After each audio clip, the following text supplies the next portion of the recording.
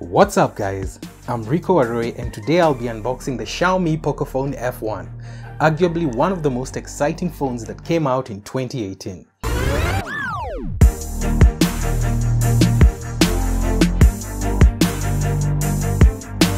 Sporting a Snapdragon 845 processor, 6GB of RAM, a 4000 mAh battery, facial recognition, and a fairly decent dual camera system, the Pocophone F1 is the flagship killer that the budget-conscious Android enthusiasts have been hoping for, especially considering that Xiaomi Kenya are selling the base model at only 33,000 Kenya shillings. In comparison, the Samsung Galaxy Note 9, which shares the same processor as the Pocophone, sells for about 100,000 Kenya shillings. That's nearly 3 times the price of the Pocophone. Now granted, the Note 9 is obviously a superior phone in most aspects and it has a lot more premium features than the Pocophone F1. The question is it really 3 times better than the Pocophone F1?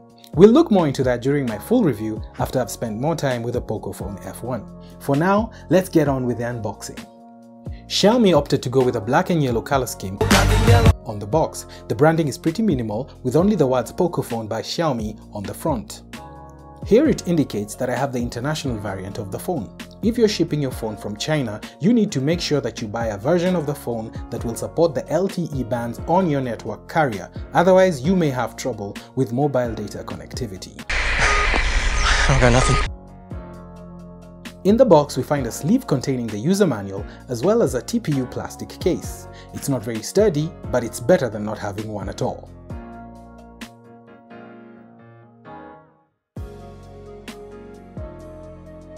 Now let's put the phone aside for a moment. Underneath it, we find the quick charge capable charging brick along with a USB Type-C cable. And finally, we have the SIM ejector tool. Unfortunately, we don't get any earphones guys. Hell no! But that's to be expected considering the value for money that we're getting with the F1 anyway. And here is the phone itself.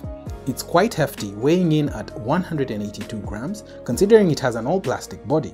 The plastic sides of the phone have a graphite coating that makes them feel like metal. The front is covered by a Gorilla Glass 3 screen. Thankfully, Xiaomi retained the headphone jack on this phone. It's positioned at the top of the phone. At the bottom, we have 2 speaker grills along with a Type-C USB port. Looking at the back, we have the dual cameras. Oh, that's hot! That's hot! The main 12 megapixel camera and the second depth sensing camera which is 5 megapixels. There's also a dual LED flash as well as a fingerprint reader positioned in the middle. I'm not a big fan of the positioning of the fingerprint reader because I often tend to touch the lens when I'm reaching for it. On the right side of the phone we have the volume rockers and the power button. Unfortunately, these buttons are placed close to each other and there's no texture difference between them, and I often find myself touching the power button while trying to reduce volume. Moving over to the front top part of the phone, we have the 20 megapixel front-facing camera. The earpiece is in the middle and there's an infrared sensor for face recognition to its left. Let's go ahead and peel this.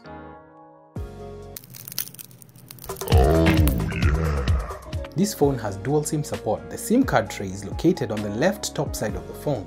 You have the option of inserting 2 micro SIMs or 1 micro SIM and a micro SD card to expand your storage. I feel it's important to point out that I had a very hard time removing the SIM tray. It was wedged very tightly into the phone, so you need to be careful not to break anything while removing yours.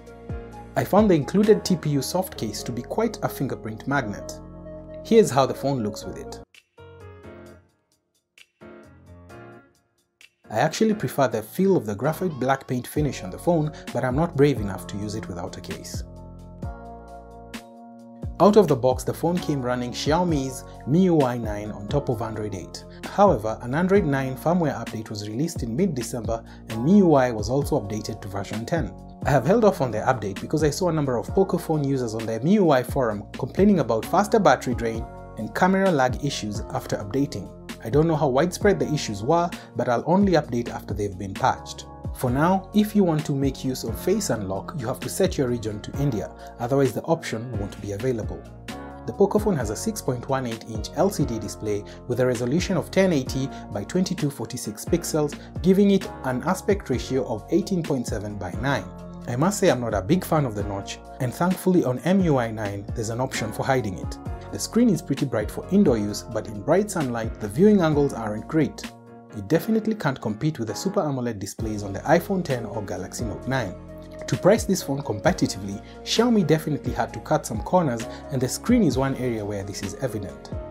With a Snapdragon 845 processor and 6 gigs of RAM, the phone feels pretty snappy. Thankfully, there isn't too much bloatware included. The two bottom-firing speakers are pretty loud, but also very easy to cover with your hand while playing games or watching video. I wish they had made the speakers front-firing, especially considering how big the chin on the Pocophone F1 is. It's almost as big as Jay Leno's. Photos taken with a 20-megapixel main camera are sharp and detailed, although I found the colors not as vibrant as those on Samsung phones that I'm used to. The dynamic range is also quite impressive, especially when HDR is turned on. The autofocus is quite fast, as you can see. The edge detection in portrait mode is great and seems to get the edge right most times, provided the background is not too complex and the subject's hair isn't all over the place. I obviously didn't have this problem since I have no hair. Weird flex, but okay. The front-facing camera takes good selfies with plenty of sharpness, however the dynamic range is not as good and I found that details are very easily lost in the highlights. Portrait mode is also available on the front-facing camera, but the results aren't as good as those of the main camera. I actually prefer taking selfies with the main camera. I'll talk more about that and other features such as AI and HDR in my full review. The Pocophone can shoot video in 4K resolution at 30 frames per second. I however do most of my shooting at 1080 in 30 frames per second. Strangely, 60 frames per second is not available in 1080 despite the chipset being able to support it. Slow motion video is also available in 1080 at up to 240 frames per second. Videos taken with the Pocophone are sharp with a lot of detail. The dynamic range is good, although in some scenes I find the footage to be a bit too contrasty. I am extremely impressed with the electronic image stabilization in 1080. Oh my god! Wow! If you have a steady hand, the footage can actually look like it was shot with a gimbal. I'll talk more about the camera and video features in my full review, as well as provide more video and photo samples. So there you have it guys, that was my unboxing and first impressions of the Pocophone F1. I was really excited to get my hands on it, and so far I've been enjoying using it as my daily driver, and I'll be giving you guys a full review on it soon.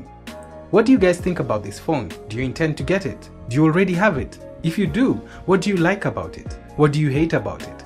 I'd be very glad to hear from you guys. If there are questions regarding this phone that you'd like me to answer during the full review as well, let me know so that I know which areas to cover. Thank you very much for watching. I'll be doing more product reviews this year. I even have a couple lined up and I'm sure you'll be excited to see it, so please subscribe so that you don't miss it. Until next time, take care of yourselves and each other. Bye.